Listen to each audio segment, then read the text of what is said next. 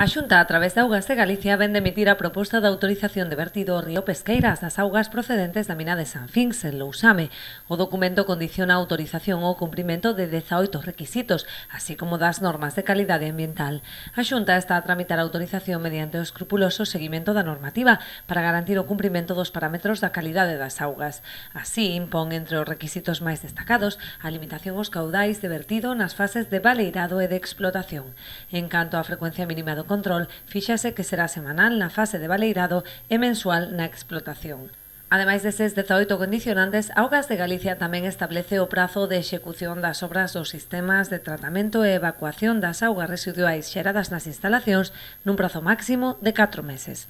Unha vez notificada, a empresa responsable da explotación mineira, Tungsten San Fins SL, dispón dun prazo de 10 días para presentar alegacións.